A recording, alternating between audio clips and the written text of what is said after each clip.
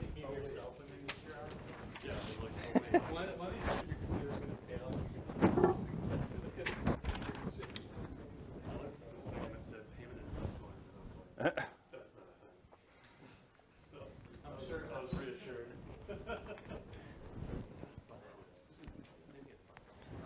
I thought I fixed it and I didn't fix it. It seems like it's probably a thing somewhere. If Bitcoin was tied into a probably stable coin, yeah. Probably a scam.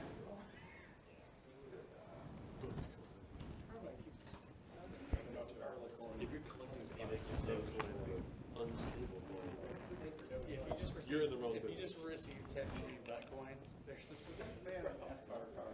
I'd cash those out. What do you get for them? If I cash them into a different collection, All right, see if this works. So we're going to work with a particular type of tree, and this is called a binary search tree. And you will see this abbreviated BST. Okay, it's binary in the sense that each node has no more than 2 children. Okay, we'll assume that pretty much for everything we're doing with trees. But search tree means something very particular. So let me show you an example of a binary search tree. This is probably the one I draw the most. Okay, a binary search tree is a tree which you would get by taking a linked list where the data was sorted and adding those pointers to the middle of each of the sublists. Okay, because of the way this is constructed, it has the following property. Everything over here in the left subtree of the root is smaller than the root's value. Forget about duplicates for now. We won't allow duplicates. So everything over here is smaller than the root, and everything in the right subtree is bigger than the root. And the root's equal to the root. And this is true everywhere in the tree. If I look at this particular subtree, 60, 50, 70, and I consider this to be the root of that subtree, everything over here to the left is going to be smaller than 60. Everything to the right will be bigger than 60. So that's a binary search tree.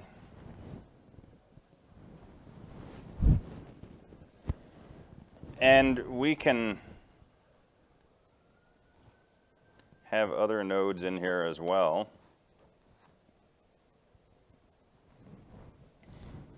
And none of this changes. Everything to the left of the root is going to be smaller than 40. Everything to the right of the root is going to be bigger than 40. And if we look at our subtree where it's rooted at 20, everything to the left, that's 4, 5, 7, 10, is smaller than 20. Everything to the right, 30, 32, is bigger than 20. Okay, always going to be the case for a binary search tree. And that's probably the most important property of a BST. The idea that the nodes to the left or the right of a given root are always less than or greater than the value of the root. Well, we can take advantage of that as follows.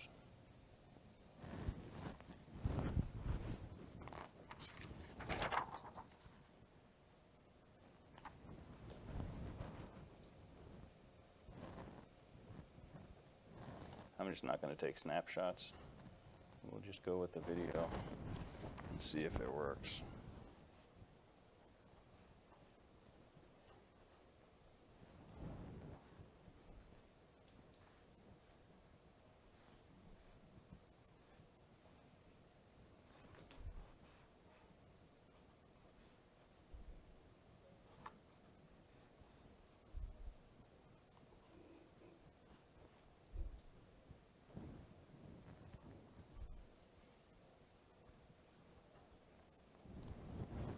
All right, so there's a binary search tree.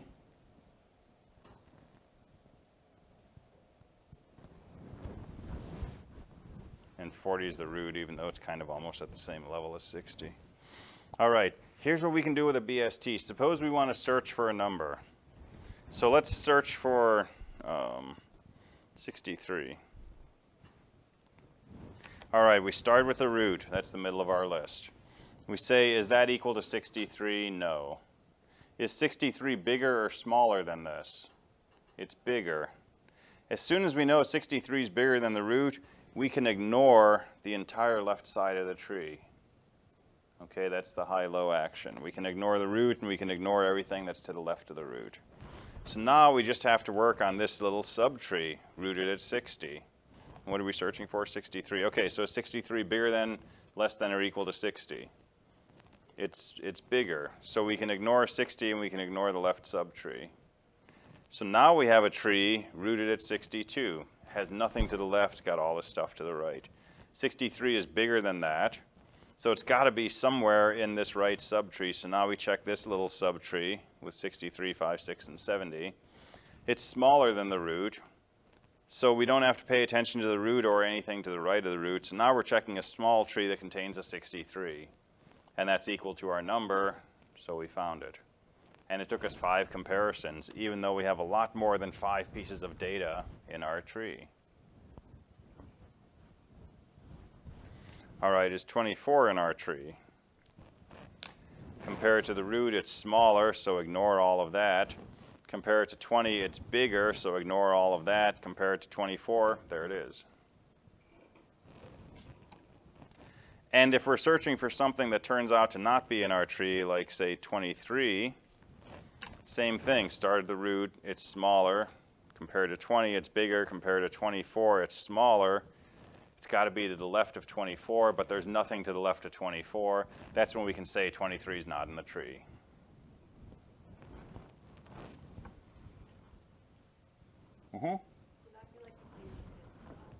Yeah, so that's when you would hit null.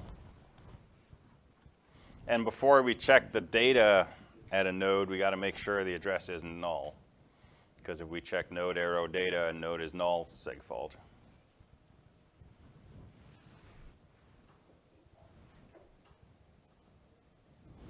Now, sometimes this works really well. Sometimes not. Let me show you another kind of tree.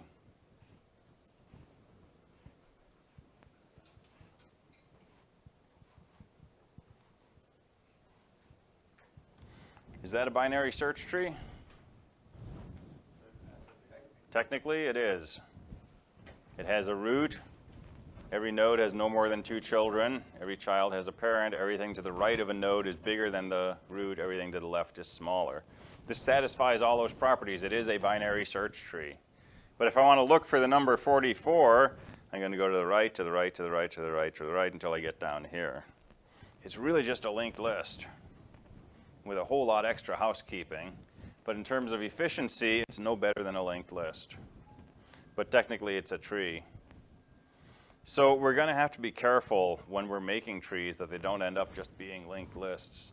Yeah, I think they're playing with tuning forks in there, which are awesome. And we'll talk about that in another topic. But this will have to do with what we call balancing a tree. But we'll talk later about what balance means and what an unbalanced tree is and how we balance. It'll be a whole separate subject. All right, so back to the BST we were playing with. All right, so we can search pretty easily. It turns out it's also pretty easy to insert, because all we got to do is search for our data, and if we get to the point where we conclude our data is not there, we're actually at the place where we want to insert our new piece of data. So suppose we want to insert a 23. Start at the 40, move to the left. There's a 20, move to the right. There's 24, and move to the left. There's nothing to the left. That's where 23 goes.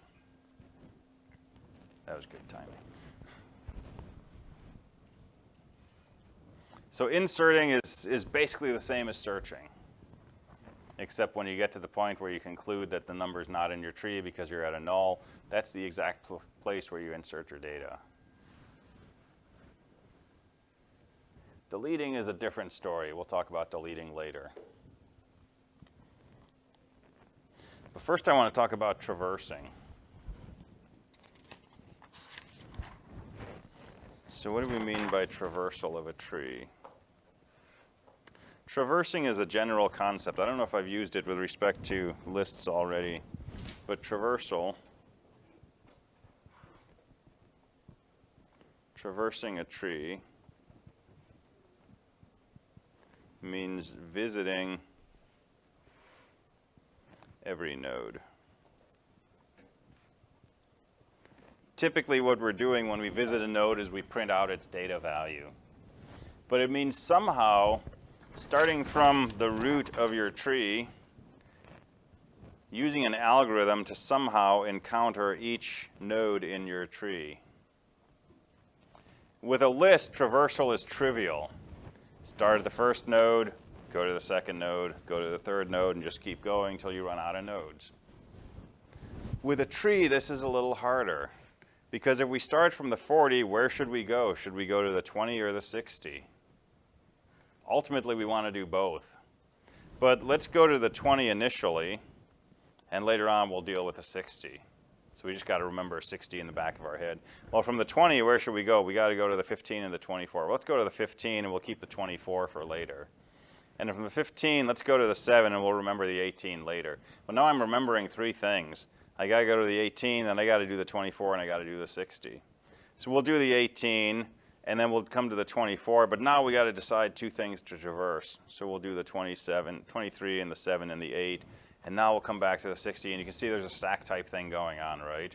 Because the bigger the tree, the more things we have to remember that we haven't visited yet. So this is potentially cumbersome. But with a stack, we can do it, but it's going to turn out with recursion, we can do it even more easily. And hopefully we'll get to recursion today. But let's look at a simple tree and see what kind of traversal we might do. So let me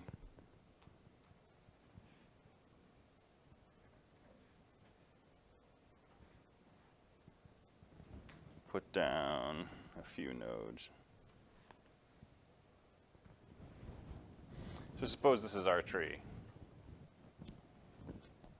All right, there are a few fundamentally different ways to traverse this tree, to visit all the nodes. So our first algorithm is called left node right. And this is also called in order.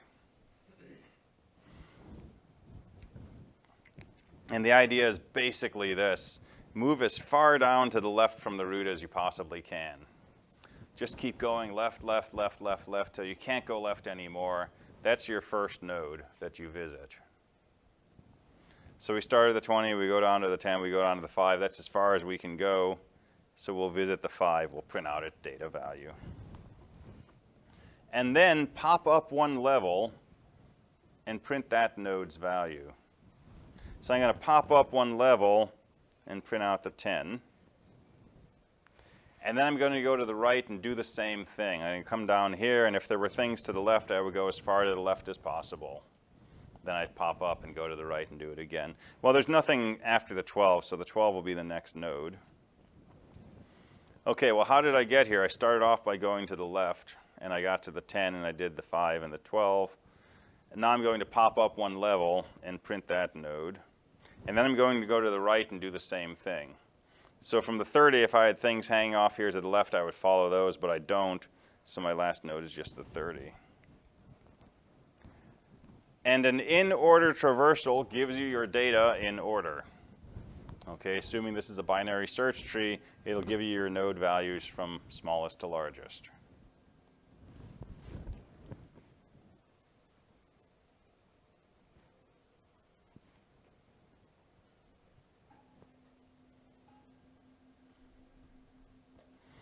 We can also go, so this is left node right, because we go to the left, we print the node, and then we go to the right. So left right node is called post order. And basically, we visit the nodes on the left first, and then we visit the nodes on the right, and then we visit the node in the middle last. So in this context, we would start from the 20, go down to a 10, go down to a 5. That's still the first node. And then we would pop up to the 10, but before we visit that node, we're going to visit everything on the right. So we're going to visit the 12, and then we'll do the 10. That completes the left subtree of 20. Before we visit the 20, we want to traverse the right subtree. So that'll give us the 30, and then we'll visit the root, which is 20. The third option is node left right, which is pre-order.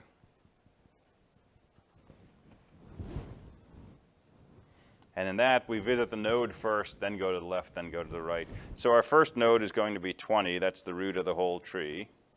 And then we're going to go down to the left and traverse this in pre-order, which means visit the root node, and then the left, and then the right. And now we've done the root, the original node. We've done the left subtree. Let's traverse this tree in pre-order. Well, there's only one node, which is a 30. And we get a totally different sequence order for post-order and pre-order versus in order. And that's okay. The other option is breadth-first search. And here we're basically just moving across each level. So we start off with the root. And then we move down one level and we visit the 10 and the 30. And then we move down another level and we visit the nodes on that level, which would be the 5 and the 12. And then there's nothing any deeper than that. So that's the end of our traversal.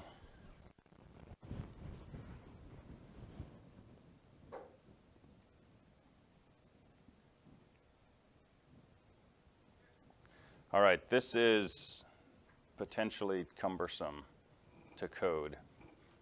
You can do it, but it's a lot of housekeeping because every time that you get to a point where you've got two branches, whichever way you go, you got to somehow remember that you need to come back eventually and go down that other path.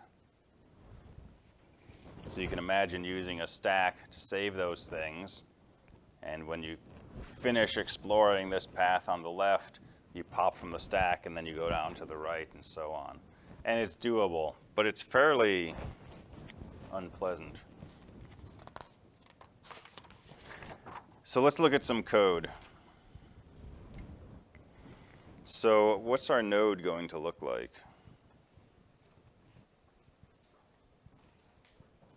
We're still going to have a piece of data. So I'll just say integer data.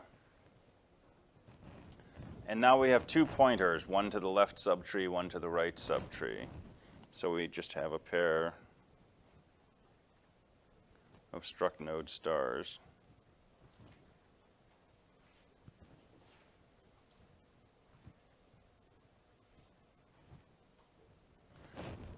There's our node structure for a tree. So not a whole lot more complex than what we had for a linked list. One extra pointer. But instead of calling it next, we call them left and right, because visually they're pointing off to subtrees on either side of this node.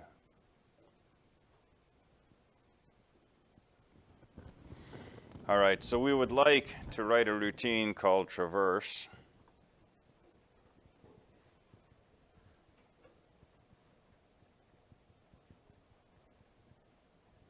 And we'd like to pass this the address of the root and have it print out all the data in our tree. And let's do this in left node right, in order. So the setup is we've built this binary search tree with numbers, and we'd like to print out those numbers in order now. So we want to do this left node right traversal.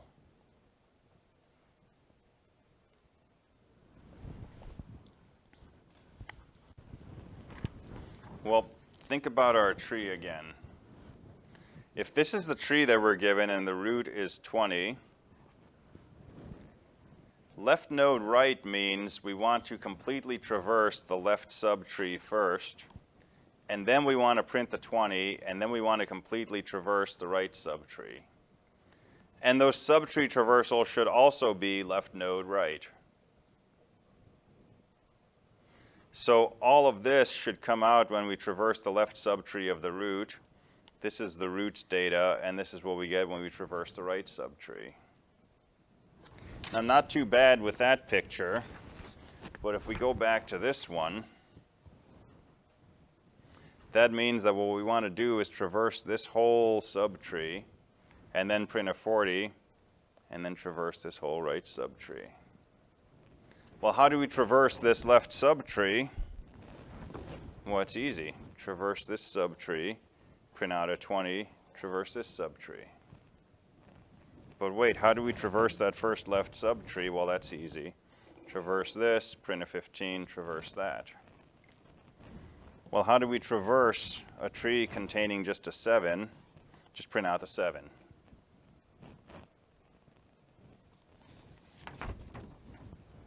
So what can we do with this?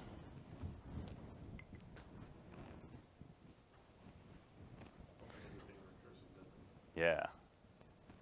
So if root left is not null, traverse root left. And then print root data. And then if root right is not null, traverse root right.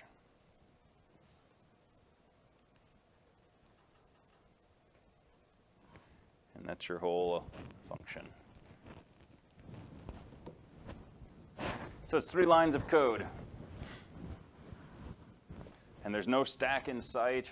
There's no variables in sight other than the root that was passed into us. But somehow this works. So this is CSE 215. This is what we've been doing last week and this week, right? Mathematical induction, and inductively we can prove that this algorithm will work, right? Because if we know that this works, traverse of root left, and we know that this works, traverse of root right, we're guaranteed this whole algorithm works. Because that's the definition of left node right traversal. Traverse the left subtree, print the root data, traverse the right subtree. Well, how do we know that traversing the left subtree is going to work, though? Well, we could make a proposition based on the height of the tree if we wanted. And the cool thing is that every time we take a subtree, the height decreases, right? Because the root moves down 1, the distance to each node is going to go down by 1. So our base case is that this works on a tree containing just a root, right? And if we just have a root, then root left will be null, root right will be null. All that this thing will do is print the root's data. Well, that's a good traversal of a tree containing just a root. So a tree of height 0, this is guaranteed to work for. And if we have a tree of height 1, that's a root and, 1 node on each side, or just 1 node on one side, right? In any of these cases, this will try to traverse a subtree of height 1, height 0, which we know works, and then it'll print the root data, and then it'll traverse another subtree of height 0, which we know works. So since it works for height 0, it's going to work for height 1, and we can keep building up. And a tree of any height, this will work exactly right. But we don't have to prove it in here. But that's a good tree traversal algorithm.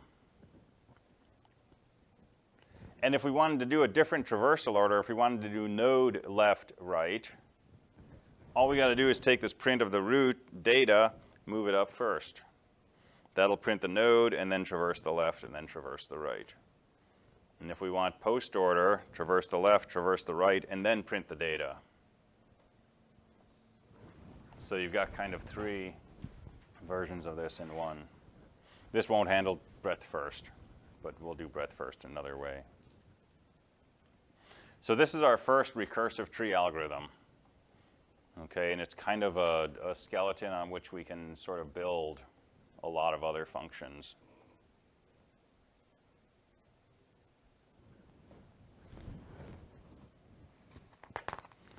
So let's look at a search.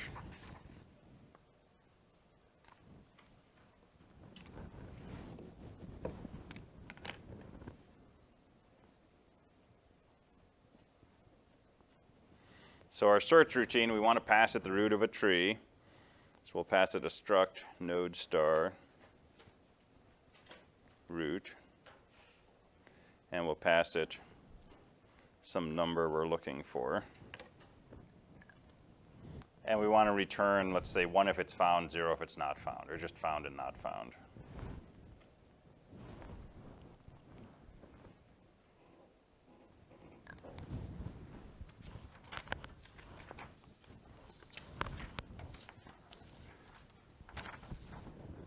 Well, back to our big, long, complex tree. How did we search for a 63? We compared it to the root. It wasn't equal, it was greater. So we said, okay, let's just search our right subtree. And it wasn't equal to the root, it was greater, so let's search that thing's right subtree. And it was bigger than 62, search that thing's right subtree. It was smaller than this root, so search this thing's left subtree, which brought us down to a tree just looking like this, and it was equal to the root. And when we searched for 23 before we put this in, we got to a point where we had to search the left subtree of 24, and it was null. And then we concluded the node's not found.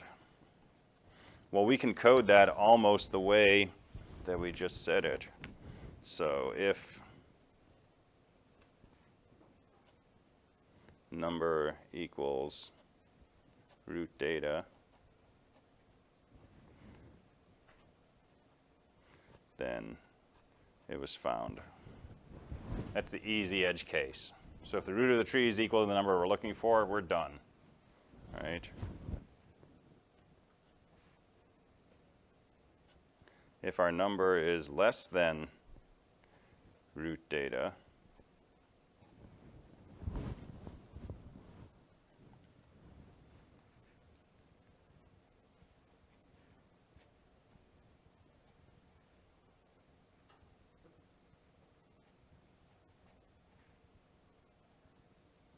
let's check the left subtree for our number. And whatever that returns, let's just return that.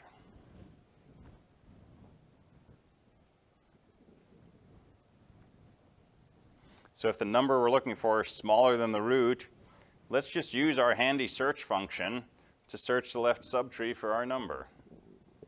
If it finds it in there, we'll say found. If it doesn't find it in there, it's not in the entire tree because the only place it could be was in that left subtree. And similarly, if number is bigger than root data,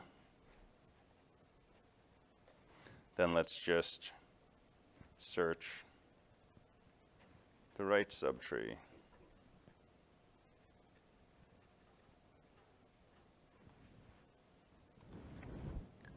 And that's almost going to work. There's one problem, which is if your number is not found in your tree, remember eventually one of these subtrees is going to be null. And if we call search with root equal to null, this is going to segfault. So we need to actually put an extra edge case in here, which is just if root equals null, return not found.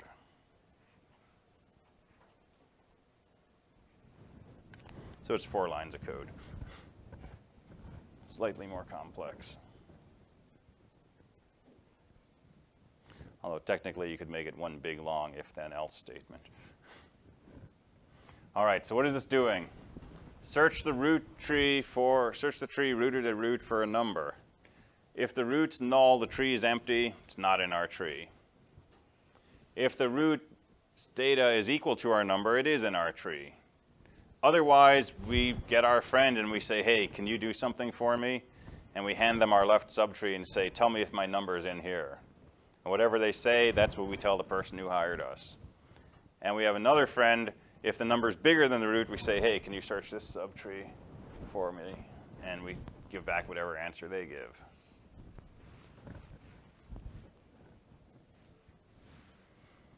And there's really only one spot in here where we actually check to see if the number matches anything, which is right here, and we're always checking against the root of a tree. But that's where we'll actually say that it was found, and everything else is just sort of passing this off. And this is efficient because each time that we do one of these calls to search, generally our tree is only half as big. If it's nice and full on both sides and everything's, it's not that big long line that I showed you. Each call to this basically cuts the size of the tree down in half. So if you have 1 million things in your tree, it's probably going to take you no more than 20 calls to search before you've either found your number or not. Okay, classic recursive code.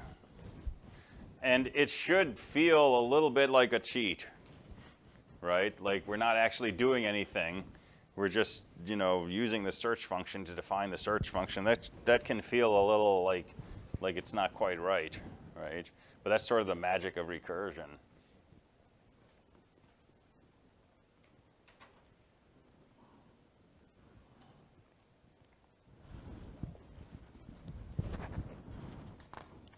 So let's just go back to traversal a minute. And remember, I said that if we were traversing by hand, we started the route, we can go left or right, but whichever way we go, we need to remember somewhere, okay, I need to come back and go off to the right. And every time we get to a node, we need to remember something else, right? Where's that happening in here? Where is that memory being saved that, hey, when we're done, we need to go back and look the other direction too? And the deeper we go, the more things we have to remember. We're not saving any of that here, right? Where is that happening? How does that work? Each time a function is called and then it finishes, you go back up top, right? So each time we call, when we come back, we're going to come to another point, whatever was right after that location. Is that enough? Could that actually do it? Pretty much. The other thing that's happening is we have local variables being saved. Automatically, when we call a function, the current value of our variables are preserved. In particular, the current value of root is being saved. So here, when we traverse root arrow left, we kind of start a new instance of the traverse routine. And in that instance, root is whatever root arrow left was that we passed to it. But the old value of root arrow left is still stored on our stack, which means the old value of root is still stored on our stack. That's the point where when we return, root gets set back to that value that it was before we branched off onto the left. And now we can say, let's branch off to the right. So we're actually using the operating system's stack to do all that remembering for us, right? That's what we're taking advantage of every time that we do this call. And the deeper we go, the more things we have on the stack, and the more things we're going to come back to and deal with later. So the stack's kind of taking care of all of that for us by virtue of the calls.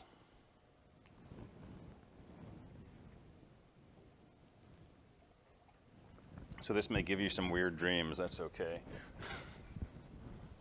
Right? It's if you haven't done recursive programming, this is fairly different, right? And it can be a struggle at first to really kind of like get your brain around this.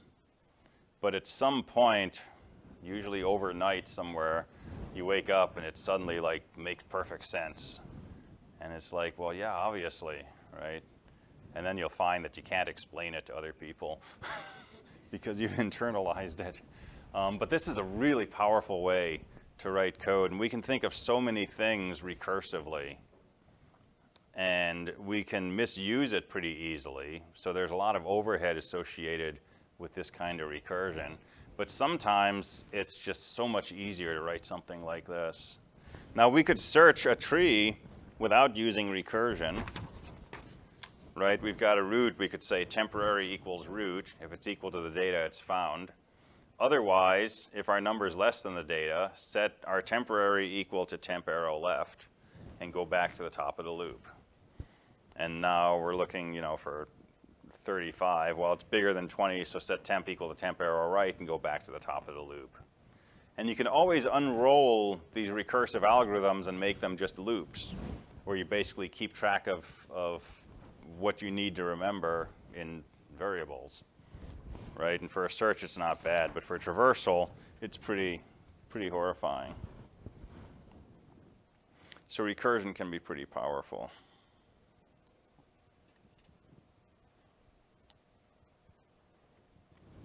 All right, we could turn this into an insert routine.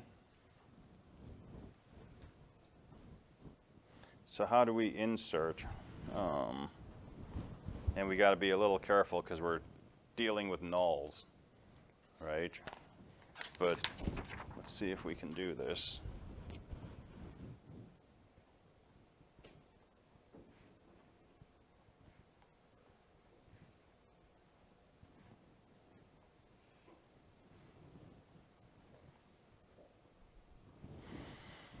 So we want to insert a number into a tree. And the general setup is going to be like this. So we're assuming the number's not already in the tree, so we've already searched, and we know it's not in there. So if num is less than the root data,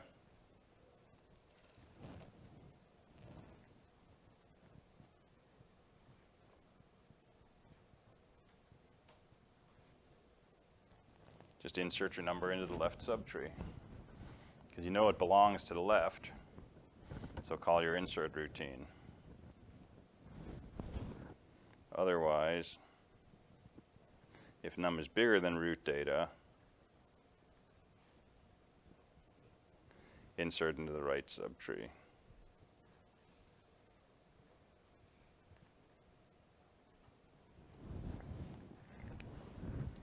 Well, it's never that easy. We got to have an edge case somewhere, a base case in the language of induction. Otherwise, we're just going to keep calling insert again and again and again. And you run this, and it sits for a minute or two, and then it gives you a seg fault. Right? That's a clear indication that you've got some kind of recursion that doesn't terminate, and you run out of stack space. So think about how this works. In most cases, this is going to work fine. Suppose that our tree looks like this, and we want to insert 11, right? Well, our number is bigger than the root data, so we'll say insert 11 into the right subtree. So now we're going to say insert, and the tree we're passing is just a tree containing a 12 and the number 11. Well, this is going to say, is our number less than the root data? Yes, it is. 11 is less than 12. Insert an 11 into the left subtree. Well, the left subtree is null. And as soon as we try to work with null's data, we'll seg fault. So there's an edge case here, and we're always going to hit an edge case for inserts, which is if there's nothing in the tree, how do we add a node to it? So if our tree looks like 12, we just stick it on the left. But suppose our tree is null, it has no roots. We can't add a node to that tree. This is the problem that we had for which we created sentinel nodes. The problem of going from a completely empty linked list to a linked list with one node was a fundamentally different operation from simply adding another node. Because if you have an empty list and you say this is null and you call a routine and you pass it the list which is null and here's the number I want to insert, where is it going to insert that number that the caller is going to be able to get a hold of? So insert is going to have to return a tree. It's going to have to return a struct node star. For the one particular case where we're starting with a tree that's empty and we want to create a tree containing a single node. So this is different from a sentinel node. So insert's going to return a struct node star.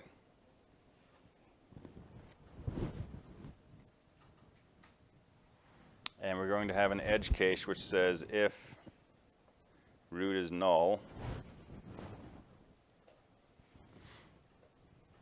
and what we're going to do is create a new node, set the data equal to our number, and then return that node's address.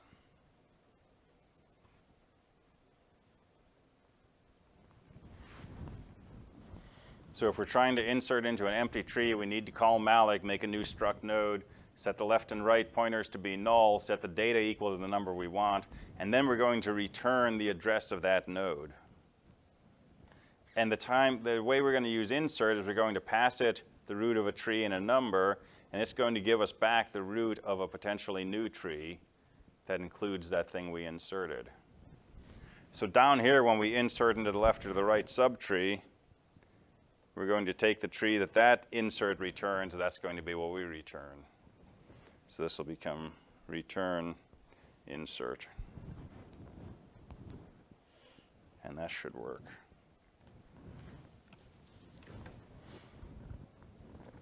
So now the rabbit hole's just gotten a little deeper. So if the root is null, we create a new node and we return that. That's our tree. It consists of a single node. Otherwise, if our number is smaller than the root's value, insert into the left subtree, and whatever you get back from that insert, return that.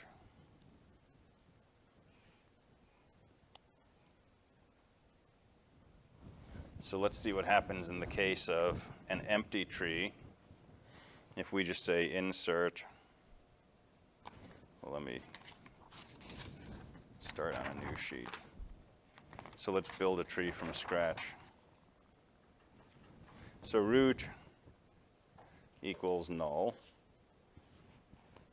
and we say root equals insert root comma 10. So what happens? We call insert, root is equal to null. If root equals null, we create a new node, set the data to 10, and we return that node's address. So we create a node containing a 10, and insert will return the address of that. So now root is equal to the address of that node. So root is no longer null. Root is basically the root of this very small tree.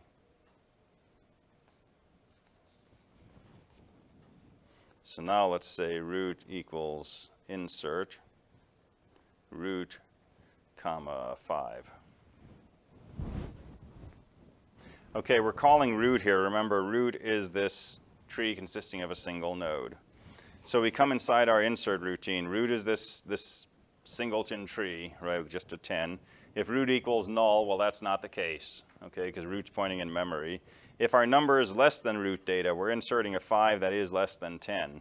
So we're going to call insert on the left subtree of this. So we're making a recursive call which says insert on the left subtree. Well, the left subtree is null, and the value we want to insert is our number 5. And what happens when we call insert null comma 5? Well, root is null, so we're going to create a new node. It's going to have a 5 in it. And this call is going to return the address of that 5.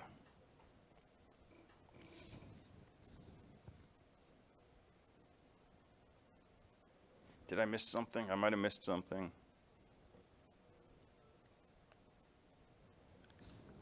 Let's see. I just lost my place in the recursion.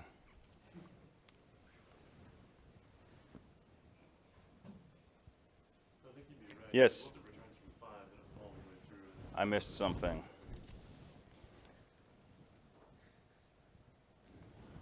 Okay, this is not correct.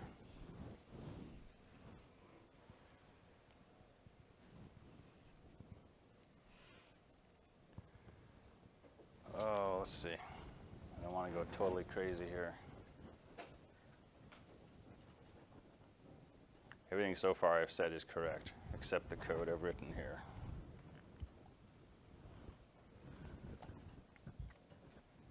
So no, this is okay.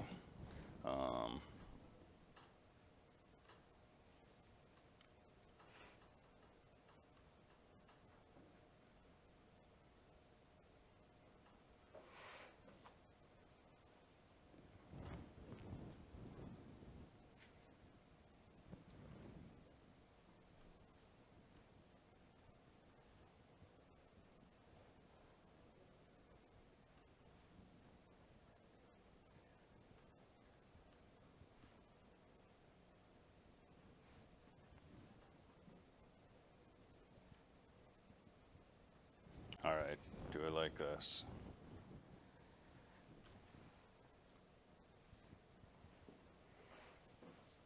I forgot to tie my trees together.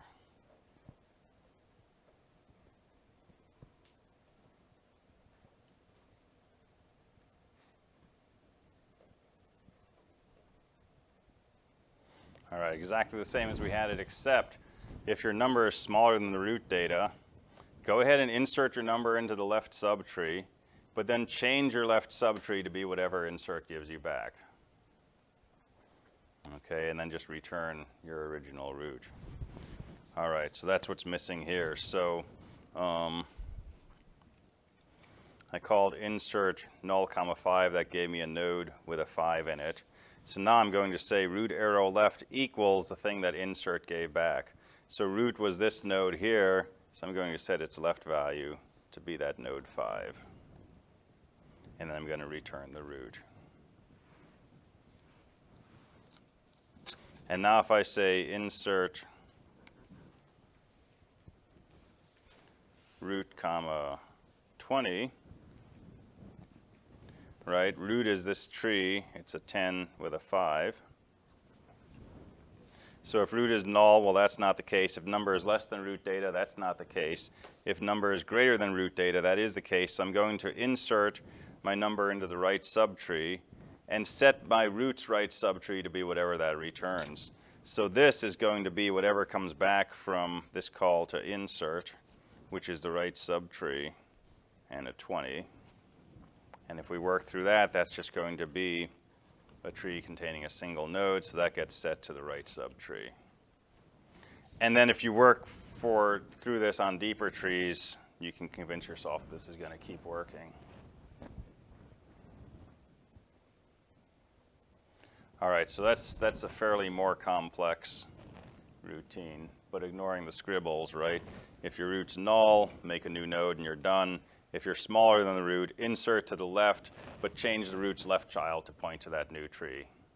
And that takes care of the case where your left child is null and it has to turn into an actual node.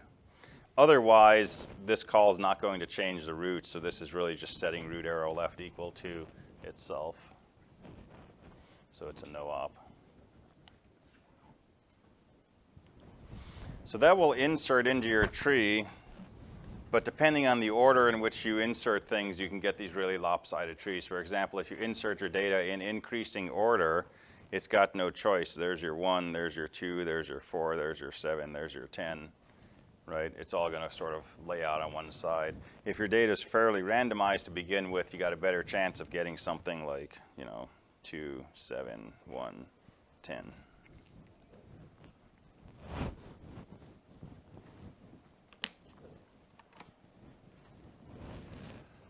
All right, I gotta get to class. So Wednesday, we will go over topics for the midterm, which there's not a whole lot to say, but we'll run through it anyway. And I want to look at trees as an abstract data type, so I want to think about the kinds of things we want to be able to do on trees. And then we'll talk about deletion, because deletion is a special case. And then we'll talk about some applications. And we'll build from there. All right, so see you next time.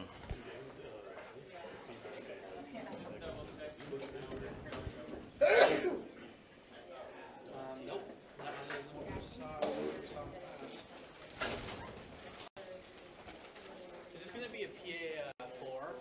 I think it's going to be trees, yeah. Are you going to go for PA3 anymore? I'll answer questions.